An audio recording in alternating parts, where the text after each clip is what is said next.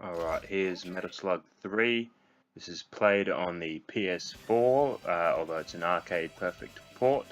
It's on Twin Galaxies settings, so difficulty 4, 3 lives, and you can't use continues. The score does go off the screen straight away when you don't continue those, so I think for competitions you'd have to put in a start a continue and then just sort of look at the score and not keep playing to record your score. So yeah, it's just running through what I do, where to get all the big points in the first 2 levels.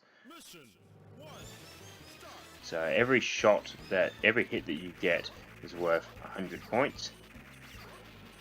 So here you want to use a couple grenades to blows up and then run through and grab as many of the crabs as possible. They're worth 1,000 points each. So I got that prisoner but didn't bother to power up because you don't really need it right now. This part's pretty easy and there's a better power up coming up in a second anyway.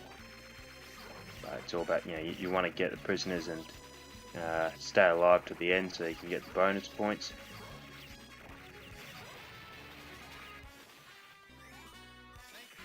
The one with the backpack, she's actually worth 30 at the end, while the other prisoners are worth 10. So see, I didn't go down that. So there's branching paths in this game. So that submarine down there was another path. This is the main path of the level. It's probably the one that I reckon gets the most points.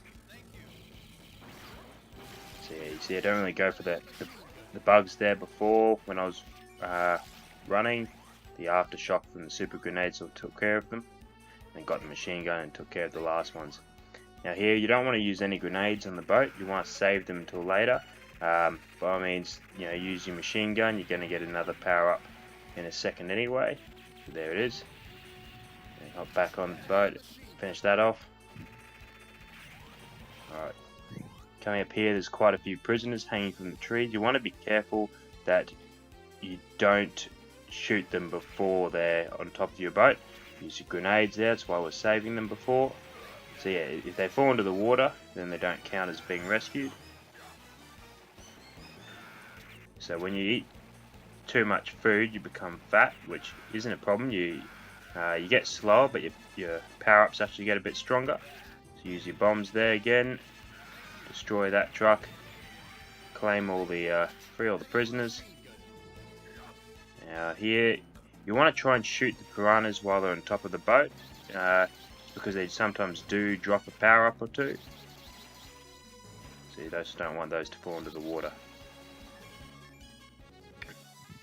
Alright, so here we're going to get the tank.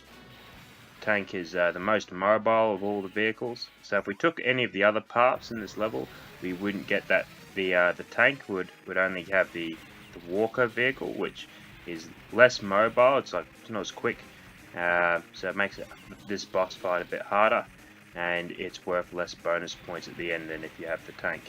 Now you see here we're not using the cannon or any bombs, because like I said, each hit is worth 100 points, but if you hit it with a bomb it does more damage, but you still only get 100 points. So you're better off just shooting it, because it makes about 20,000 points difference throughout the duration of the boss fight. Now you see, now we're in the second stage of the fight. The attack pattern's changed, and we're actually just going to wait this out, because right now if you just stay to the right of the screen, you're perfectly safe, but prisoners keep spawning, and so don't bother going for the power-ups. It's too dangerous, but once you pass them, it's registered as you having rescued them. They'll stop appearing once you get to about the count of 30 left on the clock up the top there, at which point then you can keep firing again and finish off the boss. But this way, it's about getting every prisoner available. You want to finish this level with about 20 to 22 prisoners to really maximize your bonuses.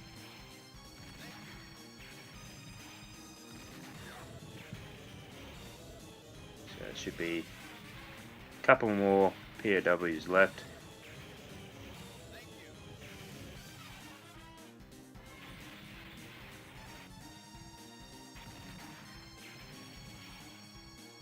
This is quite a good exploit.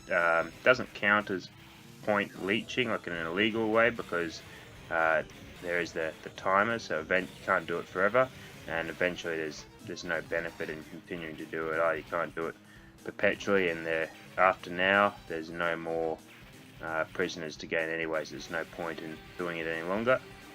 So I usually wait until just under 30 on the count just to make sure there's none left, and then I'll start firing again. Here we go, let's finish off this boss fight.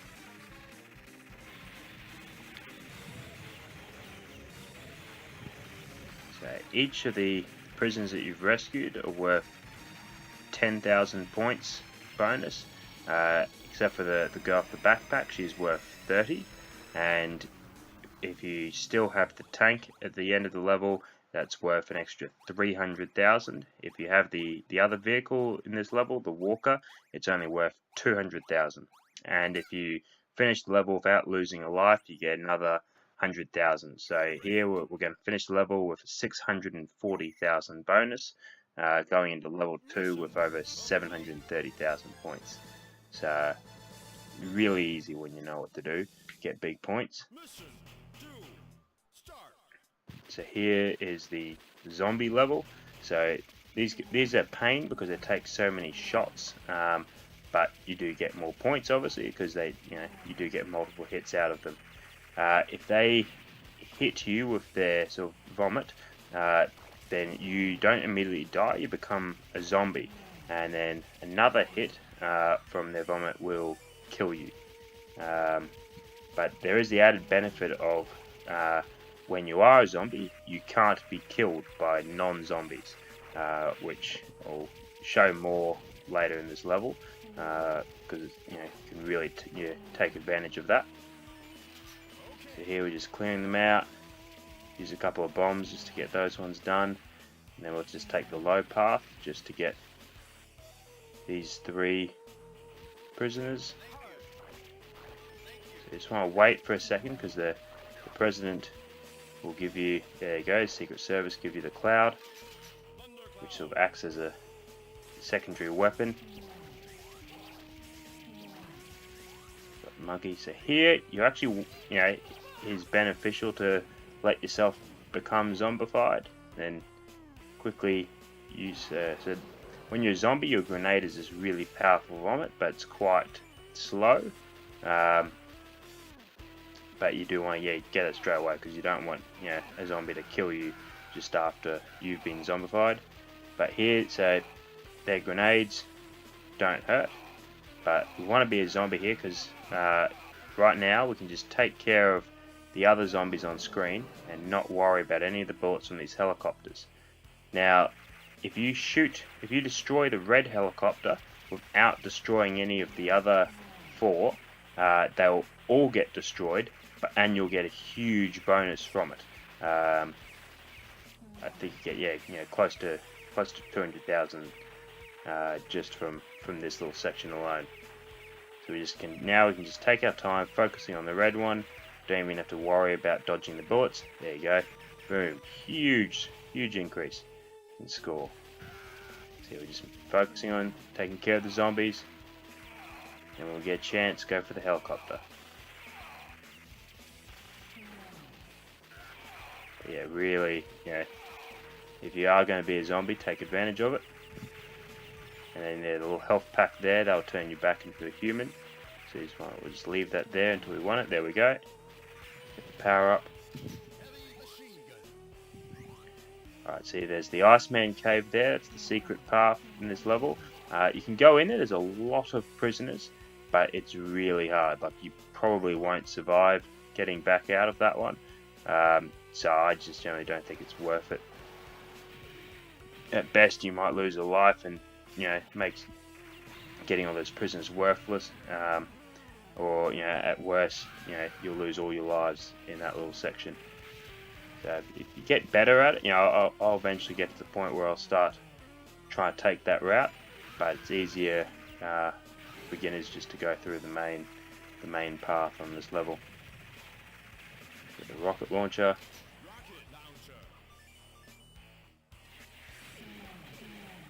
getting close to the boss now. We just want to be, taking out these zombies at a distance. Give a bit of space so you don't have to worry about their vomit. Usually 1 or 2 rocket launcher hits will get them.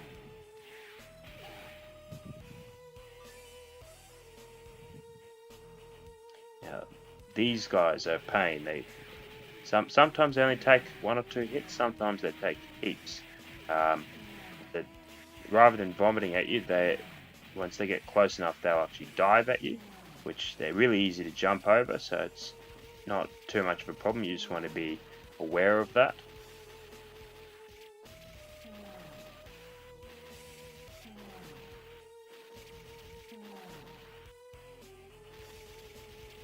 So there you go, that's what I was talking about.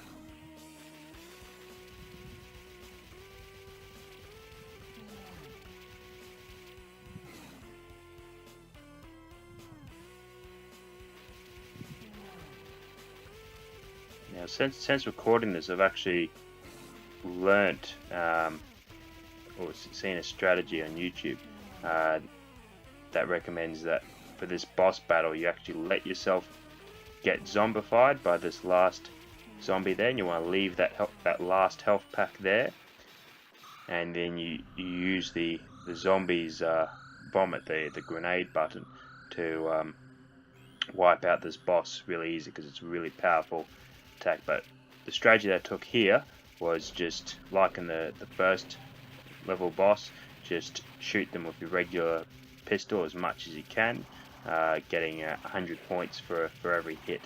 Not really even trying to actually beat this boss, just because it's a very hard boss to beat when you only got 3 lives. And yeah, this sort of takes you close to the 15-minute mark anyway. But I'm going to practice that strategy and see if staying as a zombie I can clear this boss fight, because as you can see they've got 4 prisoners already there, so that's 40,000 easily. And if I can complete this level without dying, then there's another 100,000 right there. So you'd be finishing this level on close to 1.15.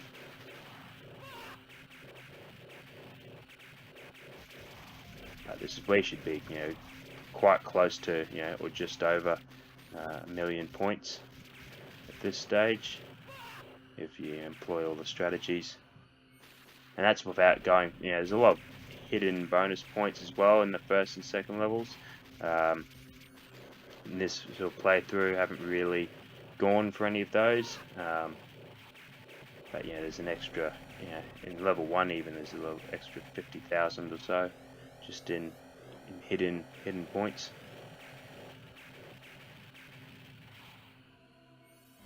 So there we go. If we have this in Bota Australia, there's your qualifying attempt right there. 15 minutes qualifying, and then you can figure out how to play for longer in the finals day.